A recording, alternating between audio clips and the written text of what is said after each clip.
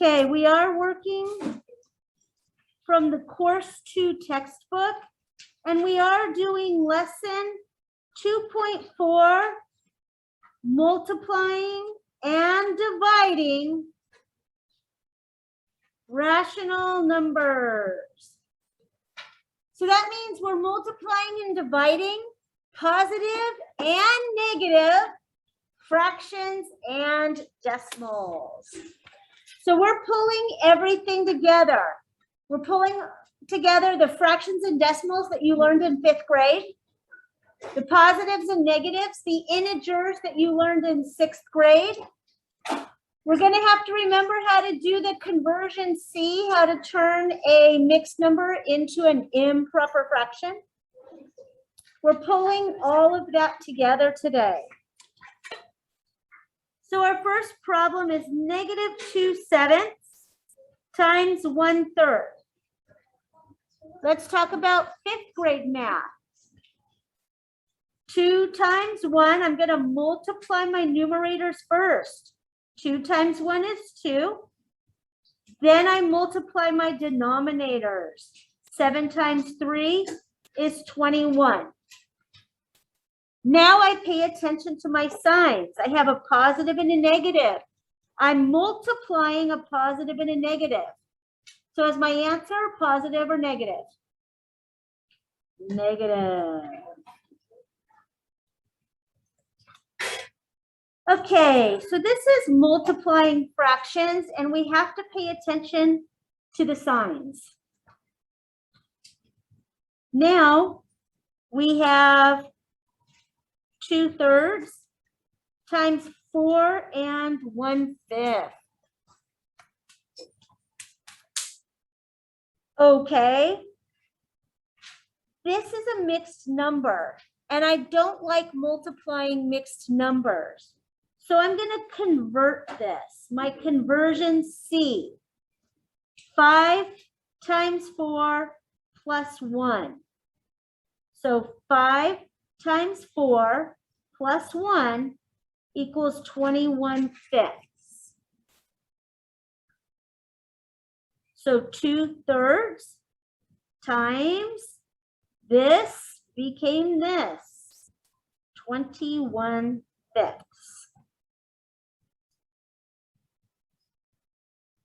Now, this is something we can multiply. 2 times 21 is 42. 3 times 5 is 15. Positive and a positive means my answer is positive. Now in Algebra 1, you will leave your answer like this. But since we are not Algebra 1, we need to reduce this answer. Simplify, reduce, simplify, simplest form, they all mean the same thing. So how many groups of 15 can I pull out of 42? 2, very good. 2 groups of 15 can come out of 42. If I take 15 and 15 out of 42, what am I left with? 12. Okay. 12/15. This can be reduced. This can be reduced at least by 3, right?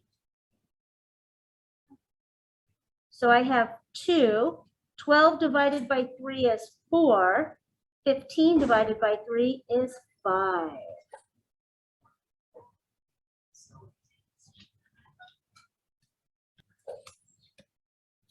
So this is kind of it for multiplying fractions. When we multiply fractions, we want to make sure they're fractions. We don't like mixed numbers, so we're going to turn it into an improper fraction before we multiply. And we have to pay attention to the signs. Okay? So let's talk about dividing fractions.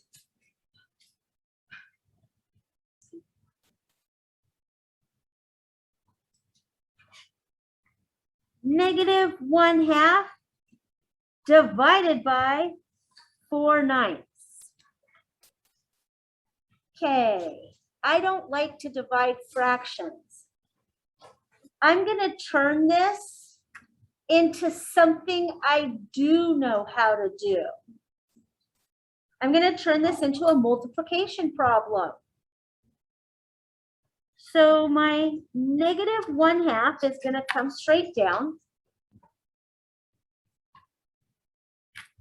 I'm going to take the opposite of division, which is multiplication, and then I'm going to take the opposite of this fraction, which is 9/4.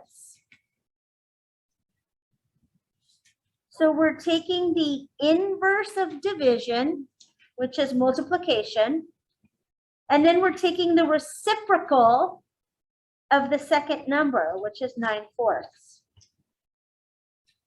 Now, this should look like a multiplication problem that you know how to do. Multiply your numerators, 1 times 9. Multiply your denominators, 2 times 4. Pay attention to your signs. I have a positive and a negative, so my product is negative. Now, in Algebra 1, you will leave your answer like this. Since we are not in Algebra 1, we do need to reduce. How many 8s can I pull out of 9? 1. And what's left? 1 8. Pay attention to your signs. If this is negative, this is negative. So our answer is -1 1/8.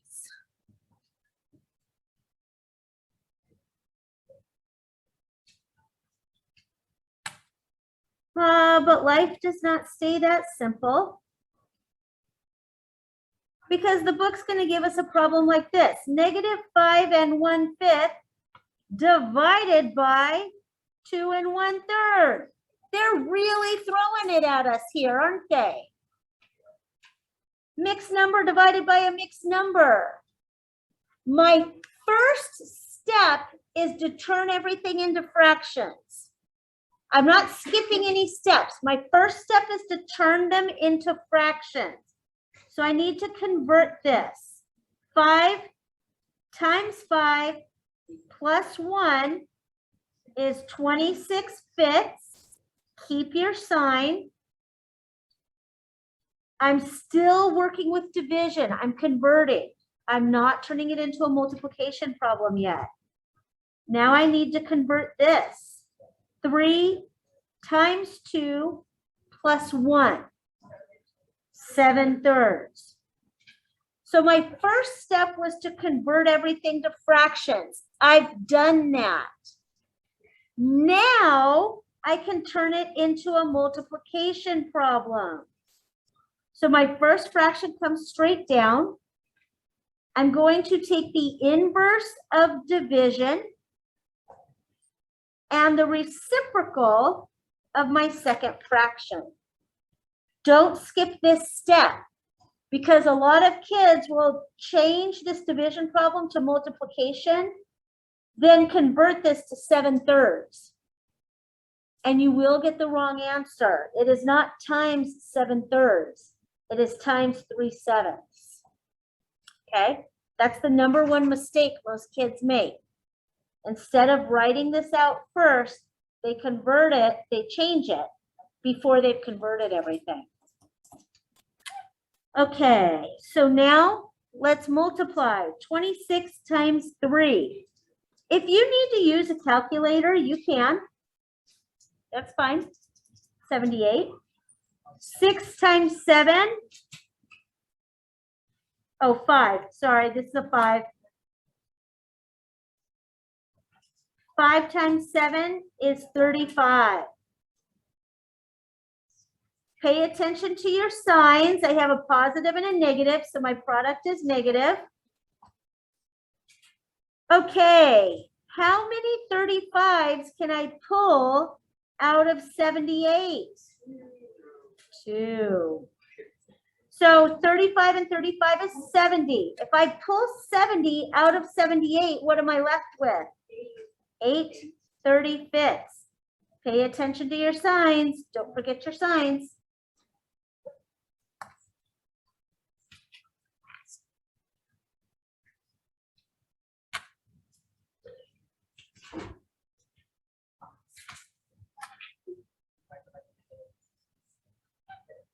So when we're dividing fractions, we're going to take the inverse of the division, turn it into multiplication, then the reciprocal. But if they've given us mixed numbers, we have to convert them first. Then we can take the inverse of division and the reciprocal of the second number. Okay, life does not stay this simple because rational numbers is fractions and decimals. So let's take a look at a division problem. A multiplication problem, sorry. Okay, our multiplication problem. -2 and 51/100 times 3 and 6/10. Okay, I don't like to do long multiplication horizontally. I prefer to do it vertically. So I'm going to line my number. I'm not going to line anything up. I'm just going to write my numbers vertically. So here's -2 and 51/100 times 3 and 6/10. When we're multiplying decimals, we do not need to line up by place value like we do in addition and subtraction. When you're adding and subtracting decimals, you line up by place value. Here, when we're multiplying, you do not need to line up by place value. So I've written -2 and 51/100 times 3 and 6/10. I'm going to ignore those decimals now. I don't have to do anything with them yet. So I'm just going to multiply like I would when I was in 4th and 5th grade. 6 times 1 is 6. 6 times 5 is 30. 6 times 2 is 12. 13, 14, 15. I'm done with that 6, so I need to hold its place. 3 times 1. 3 times 5 is 15. 3 times 2 is 6, plus 1 is 7. Now let's add these together. Okay, now is where I start thinking about the decimals. Here I have 1 place value, 2 place values, 3. I have 3 digits after the decimal. 1, 2, 3. So down here, I want 1, 2, 3. And my decimal will go right here. So my answer is 9 and 36 thousandths.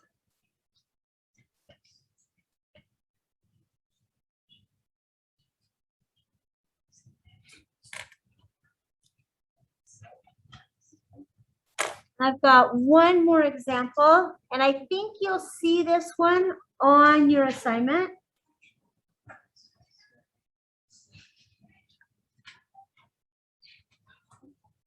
-1/7 bracket 4/5 times 7 parentheses bracket. Whoa. Okay, so according to the order of operations, I have to do my parentheses and my grouping symbols first, right? Well, I have nothing to do inside the parentheses. It's a 7. But I do have these brackets right here. So I need to do this problem first. Now this problem is 4/5 times 7 And I'm going to slap that 7 over a 1 to multiply.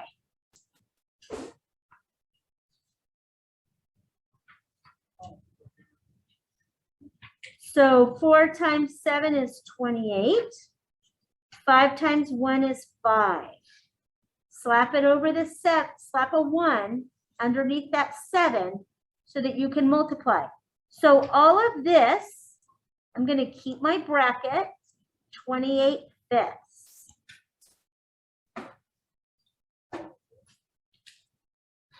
Then I bring everything else down.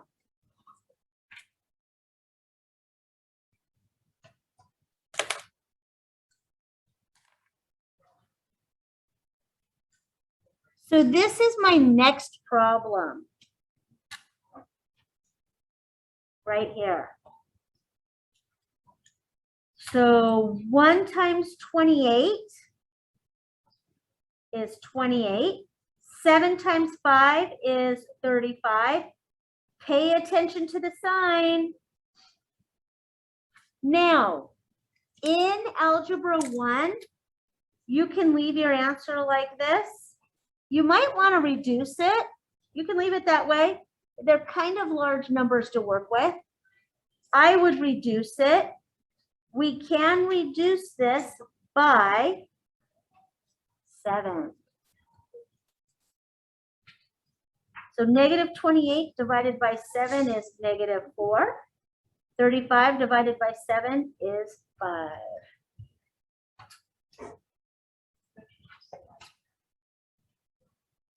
So you can leave it like this if you like, but in Algebra 1, when you're working with fractions, you can leave it like this, but these are very large numbers to work with. I would rather reduce it and work with negative 4/5. This is much easier to work with than this. So this is what we're doing today. We are multiplying fractions. And sometimes we have to convert the mixed number into a fraction, improper fraction. We are dividing fractions, in which case we turn it into a multiplication problem. But sometimes we have to turn the mixed numbers into improper fractions first. We're multiplying decimals. And when we multiply decimals, we don't need to line things up by place value. We can multiply it. Then we count our decimal places, our digits after the decimal, and make sure our answer corresponds. So that's what we're doing today.